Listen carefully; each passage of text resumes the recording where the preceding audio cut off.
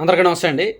Telugu Desam party ఎంతో ప్రతిష్టాత్మకంగా ప్రతి సంవత్సరం నిర్వహించే మహానాడు ఈ సంవత్సరం లేనట్టే.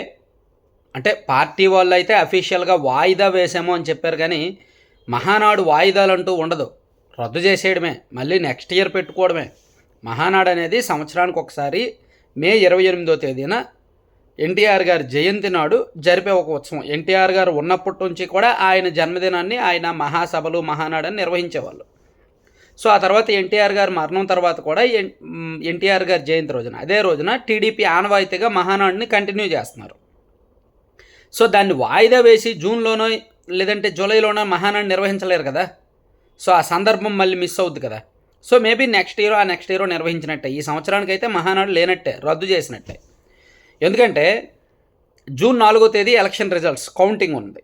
సో కౌంటింగ్కి ఒక వారం రోజుల ముందు మహానాడు ఏర్పాట్లు ఇదంతా మహానాడు నిర్వహించాలంటే కనీసం ఒక వారం 10 రోజుల పాటు అక్కడ అభ్యర్థులు నాయకులు అందరూ కూడా దాని మీద దృష్టి పెట్టాలి.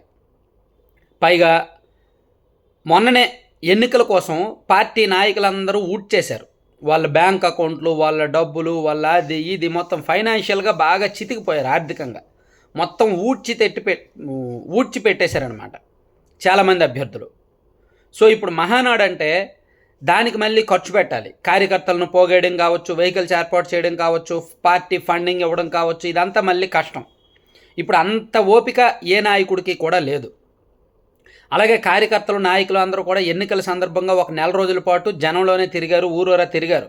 ఇప్పుడు మళ్ళీ మహానాడు అంటే లక్షలాది మంది పోగయ్యి అక్కడికి వెళ్ళే ఓపిక కూడా ఉండదు. యాక్చువల్లీ వాళ్ళు చెప్పడానికి ఒక కారణం అయితే చెప్పొచ్చు కాక, ఎన్నికల ఫలితాలు ఉన్నాయి కాబట్టి ఇప్పుడు కాదు అని. కానీ దాని వెనక కారణాలు మనం పరిశీలిస్తే అనేక కారణాలు ఉన్నాయి. ఆర్థికంగా ఇప్పుడు అంత బలంగా ఎవరూ లేకపోవడం ఒకటోది. రెండోది కార్యకర్తలు నాయకులు చాలా అలసిపోయి రెస్ట్ మోడ్లో ఉండడం. మూడోదేమో 4వ తేదీన ఫలితాలు వండుకొని అప్పుడు ఎందుకని.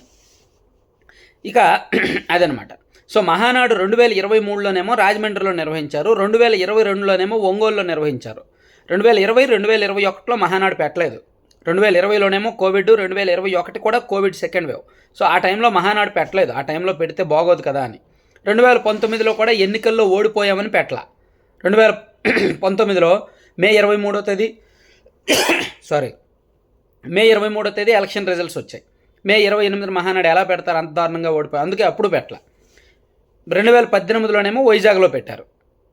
సో అట్లా మొత్తానికి మహానాడు విషయంలో తెలుగుదేశం పార్టీ అయితే క్లారిటీగా ఉంది. ఒకవేళ పార్టీ అధికారంలోకి వస్తే మేబీ 2025లోనో 26లోనో పెడతారు, పార్టీ అధికారంలోకి వచ్చాక. అంటే గతంలో ఆనవాయితీగా ప్రతి సంవత్సరం జరిగే మహానాడు కాస్త ఇప్పుడు ఎలా మారిపోయిందంటే పార్టీలో ఊపు తీసుకురావాలి, పార్టీలో జోష్ తీసుకురావాలి, కార్యకర్తలను అందరినీ ఐక్యం చేయాలి అనుకున్నప్పుడు నిర్వహిస్తున్నారు. ఇప్పుడు 2022 ఒంగోలులో మహానాడు నిర్వహించే సమయానికి పార్టీ పరిస్థితి గందరగోళంగా ఉంది. క్యాడర్ చెల్లాచెదురైపోయారు. 2024 ఎన్నికలకు సంబంధించి సమాయత్తం అవ్వట్లా. సో అప్పుడు ఆ టైంలో ఒంగోలులో మహానాడు పెట్టి క్యాడర్లో ఒక జోష్ నింపారు, మంచి ఉత్సాహం నింపగలిగారు. అలాగే 2023 మహానాడేమో టీడీపీ ఎన్నికల సమాయత్త సభగా నిర్వహించారు 2023లో. సో అప్పుడే మేనిఫెస్టో ప్రాథమికంగా ఒక 6 పాయింట్లు చెప్పడం, ఆ తర్వాత లోకేష్ గారి పాదయాత్రలు ఇవన్నీ కూడా జరిగాయి. సో మహానాడిని ఎన్నికలకు ముందు కార్యకర్తల్లో ఉత్సాహాన్ని నింపడానికి నిర్వహిస్తున్నారు, ఎన్నికల తర్వాత కాస్త డీలా పడుతున్నారనమాట. అయితే ఇప్పుడు ఈ సంవత్సరం అయితే నిర్వహించలేరు, నిర్వహించకూడదు కూడా.